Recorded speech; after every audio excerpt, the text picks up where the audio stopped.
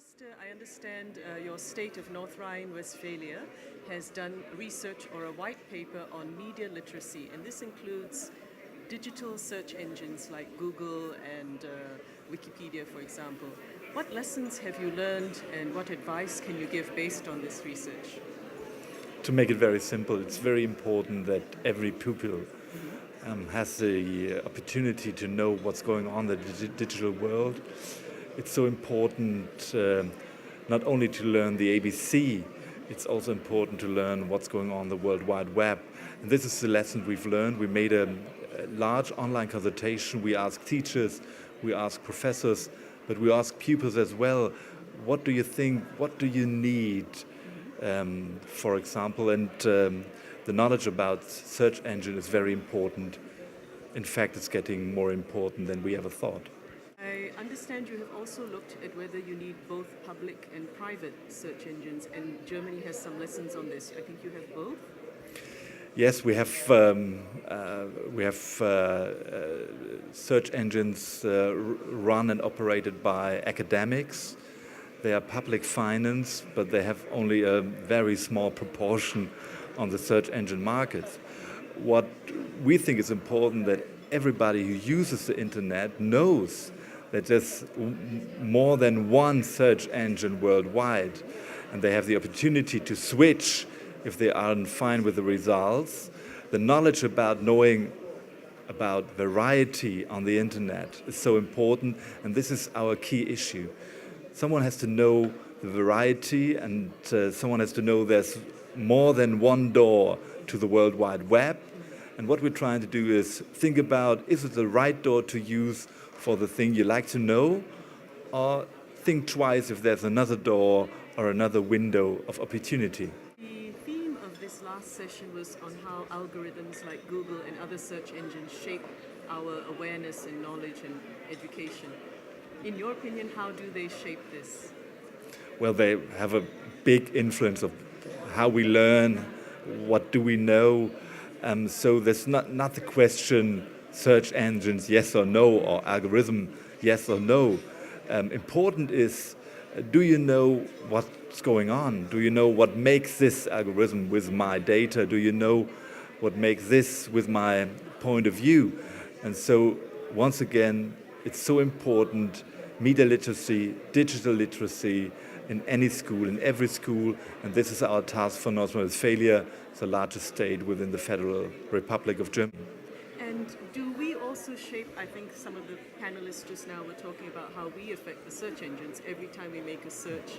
And for example, in Malaysia, some of the top searches are Michael Jackson's funeral or Formula One or the Kentucky Derby.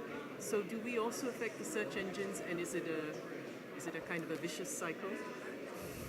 Well, obviously we affect the algorithm of search engine. Well, what they're trying to do is to make it more comfortable for us to use the engine.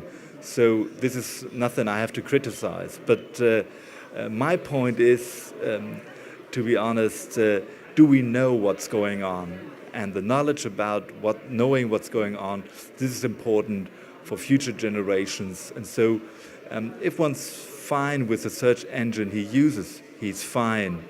If he knows, well, I have an alternative in using another one, it's better. This is our task, and this is what we're trying to do. Dr. Bunce, from your book that is coming out this year, could you tell us how Google and other search engines shape our knowledge and awareness? I think it definitely shapes our awareness. I mean, whenever we want to know something, whenever we are unsure, we tend to look it up on Google. And in the past, we ask our elder people or we ask friends about things. But we can see that there are new mechanisms as Twitter or other micro-blogging platforms where we also ask people and not just algorithms. So it is not just that Google is this big, huge, monster that is grabbing all the knowledge from us and that we turn to and ask at the same time. There are other mechanisms as well, and that's important.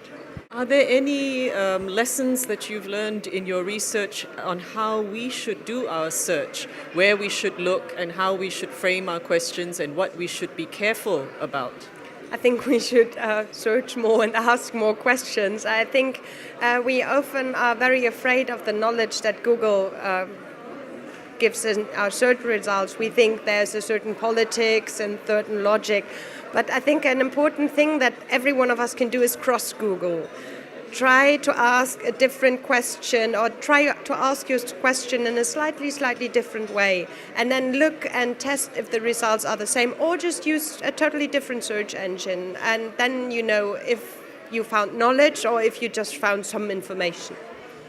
I heard that Wikipedia allows corrections and outside input, and Google now has something called Report a Problem link. How many of the search engines will actually correct incorrect information, and which are the better search engines for this? Well, I think that depends on the policy of the search engines, but I am very sure that these companies are aware of those problems. They look at them. I mean, we had just a report of Google that all the governments, Western governments, also ask Google to remove links. So if you report a problem, they will look at that, but also there need to be journalists to test that. You know, I think that's a new, very important role that journalists have, to look what technology companies are doing with our knowledge. Journalists have to look that everything's all right.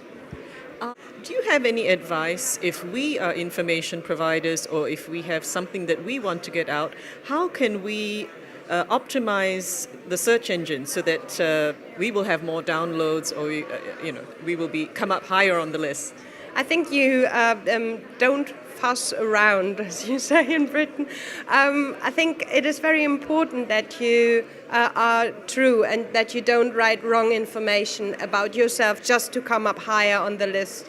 You should just state what you are and what you want to be found. If you write there wrong information and add another search term just to be more popular, like Michael Jackson, for example, but you want to sell like baking goods or whatever, that doesn't work. So be true.